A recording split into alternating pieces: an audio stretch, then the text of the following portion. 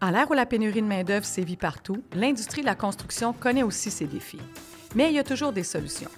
L'Association de la construction du Québec, en collaboration avec le Comité sur l'accès et le maintien des femmes dans l'industrie de la construction, souhaite vous présenter des femmes de l'industrie et leur métier. Tout comme moi, parce que je suis ébéniste et entrepreneur général, j'écoute ces femmes qui témoignent de la beauté de leur métier et qui vous inspireront à vous lancer dans cette industrie. Mon nom est Stéphanie Lévesque et bienvenue à 26 femmes, 26 métiers. Devenir mécanicienne automobile, c'est un métier qui est plus connu. Mécanicienne industrielle, ça pique la curiosité puis on souhaite en savoir plus. Et aujourd'hui, je rencontre Karina Reil-Paradis, qui est mécanicienne industrielle. Bonjour Karina. Bonjour.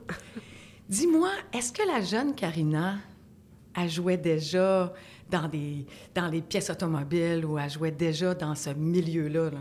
Quand j'étais petite, non, pas vraiment. Je me rappelle avoir fait des petits trucs électroniques à la maison, mais je dirais que ma passion, elle a vraiment commencé à l'âge de 17-18 ans, lorsque j'ai eu ma première voiture. Je trouvais ça intéressant d'ouvrir le capot et me dire, ça a l'air quand même simple à faire. Donc, j'ai commencé par là. Plus tard que certaines personnes, mais vers 18 ans, la passion elle a commencé. J'ai jamais voulu faire twinner ma voiture, par exemple. Toujours des réparations sur le bord de la route, mais je réussissais. Que tu faisais toi-même. Ouais. J'adore ça. Donc, tu t'es jamais freiné à te demander si tu allais briser quelque chose. Au contraire, toi, tu te disais, je vais la réparer, ma voiture, puis finalement, je vais pouvoir utiliser mes habiletés pour pouvoir réaliser mes réparations moi-même. Bien, ce qui est sûr, c'est que j'en ai brisé des choses. J'en ai brisé pas mal. Par contre, j'ai un côté autodidacte où est-ce que j'allais chercher une communauté de mécaniciens, soit sur Internet, que je pouvais appeler, communiquer par Messenger, aller voir des vidéos. J'ai appris par là. J'avais pas de cours à 18 ans, évidemment, de mécanique. Donc, j'ai commencé par là, puis les informations ont commencé à rentrer. Fait que ça a commencé vraiment avec une belle communauté, je dirais. Wow! Une des caractéristiques que je peux comprendre de Karina, c'est que tu es une femme curieuse, donc tu allais chercher tes informations. Mais comment le fait que tu aies débuté ton métier de mécanicienne industrielle, est-ce que tu as suivi un DEP? Est-ce que tu as été justement encouragée par des gens de ton entourage? Ou... En fait, j'étais supposée de faire mon DEP. Moi, j'avais 19-20 ans. Et puis, j'ai eu mon enfant. Donc, ça a été repoussé jusqu'à temps que mon fils commence la maternelle. Entre-temps, j'étais toujours dans le modèle mécanique qui était représentante industrielle. Et puis, j'ai décidé de faire mon DEP en mécanique industrielle pour avoir un peu plus de challenge que automobile ou camion. Donc, je me suis dit, c'est plus gros, c'est aussi plus payant. Les challenges sont vraiment tous les jours, j'aime ça. Puis dis-moi, justement, faire un parallèle entre les deux, justement, la voiture puis la mécanicienne industrielle, je veux dire, tu disais justement que c'est plus gros. Donc, parle-moi un peu là, des machines que tu répares. Ça va être beaucoup de machines de production. Ça peut être des convoyeurs, ça peut être... oh mon Dieu, n'importe quoi, des pompes, on va changer des gros tuyaux, on va faire parfois un petit peu d'électricité, de la soudure, on va utiliser beaucoup, je trouve, de compétences qu'on ne va pas nécessairement utiliser en mécanique automobile. Bien oui, mais en plus gros. Mécanique automobile, qu'on va un petit peu plus faire des changements d'huile, des alternateurs, des breaks, ça vient un petit peu souvent au même, tandis que là, on parle de plus souvent des arrêts de production, où est-ce qu'il y a des gros bris, où est-ce qu'on va utiliser des grues pour changer des pièces.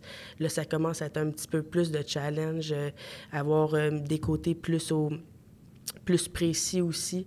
Il y a des domaines en pharmaceutique, par exemple, qu'on va vraiment avoir un alignement parfaitement parfait, tandis que dans d'autres usines, ça va être d'autres sortes de compétences qu'on va aller travailler, comme là, les convoyeurs.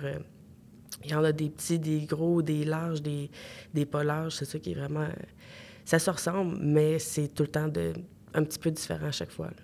Dis-moi, est-ce que le temps joue aussi contre vous? Parce que là, tu me disais que vous pouviez éventuellement arrêter des chaînes de production. J'imagine qu'on doit mettre une pression là, sur toi, là? Oui, la plupart du temps, ça va être en arrêt de production, les calls que je vais faire. Ça va être souvent, justement, de courir un petit peu contre la montre parce qu'on parle, justement, de grandes industries qui ont besoin de toujours produire. Donc, quand ils font un arrêt de production, On va cadenasser toujours la sécurité d'abord. Ainsi, on peut avoir un temps alloué, exemple, de 4 heures pour faire une réparation que nous, on va se dire, ouais, ça en prendrait peut-être un peu plus. Mais la plupart du temps, on réussit. Sinon, c'est sûr qu'ils vont comprendre la production, que si on a besoin de 30 minutes de plus, on va le faire. Mais c'est souvent rapidement, il faut le faire afin qu'on puisse satisfaire le client, là. Là, on te reçoit ici à Montréal, mais j'imagine que tu te promènes à travers la province. En ce moment, je suis un petit peu plus vers Sorel-Tracy, vu que j'ai mon fils qui va à l'école. Ben oui. En ce moment, je vais être un petit peu plus centrée dans ma ville. Cet été, je compte justement aller me promener un peu plus dans la province, aller voir d'autres compagnons, d'autres camarades. C'est ça qui est intéressant aussi, de voir de nouveaux visages, puis de travailler souvent avec des nouvelles personnes. On n'est pas toujours avec les mêmes personnes toute la journée, tous les jours de la semaine. C'est ça qui est avantageux, là. C'est qu'on rencontre tout le temps, là. Fait que si t'en as un que t'aimes moins, ben t'as la chance Tu le reverras pas. Pas nécessairement, c'est ça. Fait que c'est ça qui est cool. Mais toi, là, une journée de travail typique, est-ce que tu travailles toute seule? On est tout le temps, je dirais, tout le temps en team de 2, OK. En majorité. Là. Des fois, des petits jobs, on va être toute seule, mais je trouve qu'on est plus sécuritaire en étant 2. Moindrement, exemple, que quelqu'un va souder, on va être proche avec une bonbonne pour le feu. Si on travaille en hauteur, toujours à 2, un espace clos, toujours minimum à 2, il y a des surveillants. Donc, c'est toujours mieux, de toute façon, dans un métier où est-ce qu'il comporte des dangers, de ne pas être tout le temps toute seule. Ah, je te l'accorde. Tu as nommé beaucoup, beaucoup de choses. Fait que je m'aperçois qu'être mécanicienne industrielle, ça demande énormément d'habileté, là. Donc, tu dois t'adapter. Il faut que tu t'adaptes tout le temps, là, finalement. Exactement. Bien, même avec mes années passées en mécanique, que ce soit automobile ou diesel, ou même en étant représentante, j'ai pogné un 2 minutes quand même. Il y a certaines choses que j'étais comme, ouais, c'est un petit peu plus touché, c'est semblable, mais là, on s'en va avec une coche de plus. Puis ceux qui aiment les challenges comme moi, bien, c'est parfait, là. J'ai besoin d'avoir du challenge. Tout le temps être dans la même chose monotone, c'est quelque chose que j'aime moins. Donc, c'est ça. C'est du challenge, là. Puis, tu sais, du challenge, non seulement tu dois t'adapter à la nouvelle machinerie, mais tu dois t'adapter aussi au fait que tu es pressé dans le temps. Là, si tu changes de compagnon de travail en plus, aussi, tu dois t'adapter au nouveau humain qui est avec toi. Karina, le fait que tu as fait ton DEP, est-ce que ça t'a apporté plus de confiance en toi quand tu es arrivé sur le terrain, là?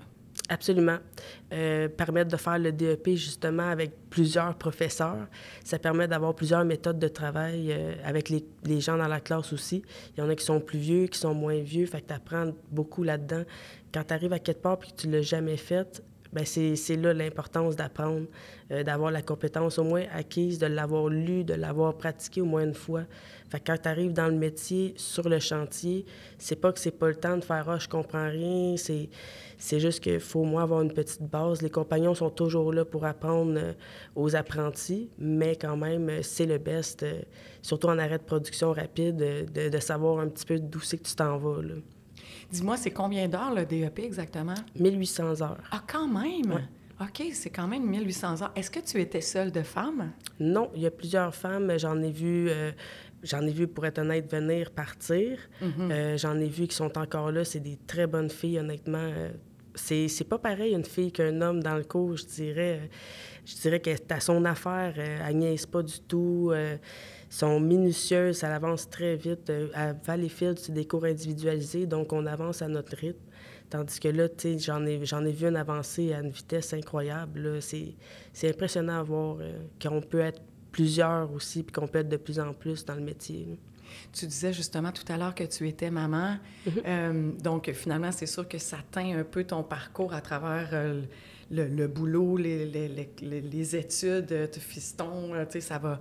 Comment tu arrives à concilier tout ça? Je sais pas. Je le sais pas, honnêtement. Les matins, des fois, je me dis comment je fais pour que ça fonctionne, tu sais. Surtout que les études étaient à 1h30 de chez nous, donc c'est quand même loin. J'y vais une journée à la fois. Ben oui, ben oui. Puis on vise tout le temps les rêves. Tu sais, on le sait que, tu sais, mettons, après le DEP, je vais commencer à travailler, je vais commencer à avoir, tu sais, plus d'argent, plus d'autonomie dans ma vie. Fait que, tu sais, on y va une journée à la fois. On n'oublie pas où est-ce qu'on s'en va. C'est ça qui est important. Hey, sincèrement, tu viens de me donner un beau petit frisson parce que ce que je comprends, c'est que c'est devenu une passion pour toi, ce travail-là. Là. C'est une vocation, oui. Ah oui, hein? J'adore ça. Dis-moi, il y a quelque chose qui me fascine aussi, c'est qu'on parle souvent pour une femme qui fait un métier traditionnellement masculin, on va venir avec une relation par rapport à la force physique. Mais là, ici, on parle de compétences. Là. Donc, toi, est-ce que tu dois forcer après des trucs? Est-ce que tu t'es senti des fois comme un peu coincé ou comme tu as les compétences qui viennent, donc tu n'as pas peur, puis tu peux te prendre sur n'importe quelle machinerie, puis il n'y a pas de souci avec ça, là? Bien, c'est sûr que dans l'industriel, c'est plus gros. Fait que ça demande à forcer un peu plus. Donc, davantage, c'est sûr que ça prend un minimum de physique, je veux dire un bon physique, mais on a aussi des outils qui vont travailler pour nous, qui sont là pour nous aider à forcer. Mais quand il faut desserrer une botte, il faut la desserrer, tu sais. Fait que c'est sûr que moi, j'essaie... En fait, je ne sais pas si c'est arrivé, mais de vraiment demander à un collègue puis de dire « Tu peux-tu la défaire pour moi? » C'est un petit peu gênant. Fait qu'avec les années, j'ai appris des techniques comme ça. Si je force comme ça, j'ai beaucoup plus de force. Les leviers. C'est ça, quels outils je vais utiliser aussi. Ça fait toute une différence pour défaire quelque chose qui est coincé, là. Fait que l'important, si on voit qu'on manque un petit peu de physique, on a juste à s'entraîner un petit peu plus le soir à la maison, là. Quand on a le temps. C'est ça. Dis-moi, est-ce que tu ressens justement quand tu arrives dans une nouvelle équipe que les gens vont te regarder, bon, une fille, ou tu le sens moins, ou comment ça... Bien, je dirais qu'avec les années, pour de vrai, c'est beaucoup moins pire le côté on va regarder la femme parce que c'est une femme au travail. Souvent, les gens vont être impressionnés, ils sont comme « Aïe, il y a une fille dans la gang, non, non, non. » Puis c'est vrai, je suis vraiment la seule, même dans la compagnie, donc ils sont comme « Mon Dieu. » Puis j'ai toujours eu un bon respect où est-ce que je travaille, vraiment, vraiment. T'sais, j'en ai déjà vu des hommes plus sexistes. On les laisse aller, ces gens-là, puis on s'en occupe pas. Il y en a de moins en moins, puis de toute façon, ça sert à rien de s'en occuper vraiment, là. Moi, ce qui est important, c'est dans ma compagnie, j'ai choisi une compagnie qui me respectait. C'est ça qui est important aussi, c'est de ne pas rester à des endroits que ça pourrait arriver, là, je dis pas que c'est inexistant, mais de ne pas rester à un endroit où est-ce qu'on n'est pas bien, puis ça, c'est n'importe quel métier dans la vie, là. Donc, moi, j'ai choisi une très belle compagnie pour ça. C'est génial. Dis-moi, en terminant, si tu avais une chose à dire, ou deux, trois, là, je te l'accorde, là, pour convaincre une jeune fille ou un jeune homme à faire mécanicienne industrielle, ce serait quoi? Bien, je dirais que tout d'abord, c'est de l'essayer. Si tu n'es pas certain, il n'y a rien à perdre là-dedans. C'est de l'essayer, puis dans le pire des cas, tu pars avec de l'expérience dans un domaine que peut-être que tu ne feras jamais dans ta vie, mais au moins tu pars avec une expérience qui va t'aider dans toutes les sphères de ta vie. C'est ça qui est le fun à apprendre en mécanique, c'est que tu n'es pas juste dans les outils, mais il y a aussi les compétences à être minutieux, à être ordonné, à être discipliné. C'est ça qui est important. Donc, j'invite vraiment les gens à l'essayer de base. Si tu as une petite étincelle en mécanique, fonce. C'est ça qui est le fun. Donc, c'est après que tu vas le savoir en apprenant à chaque jour des nouvelles choses que tu vas dire j'ai la vibe pour ce métier-là. Wow! Merci beaucoup d'être venu ça me fait plaisir. Parler de ton métier. Merci. Merci de m'avoir reçu. Plusieurs actions concrètes ont été mises en place par l'ACQ pour notamment informer les entrepreneurs sur l'existence des différentes mesures disponibles pour favoriser l'intégration des femmes dans l'industrie. Pour en savoir plus sur nos différentes initiatives et nos contenus exclusifs, rendez-vous sur acq.org/Femmes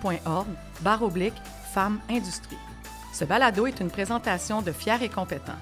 Contactez vos agents de promotion pour en apprendre plus sur le programme de formation des femmes en entreprise.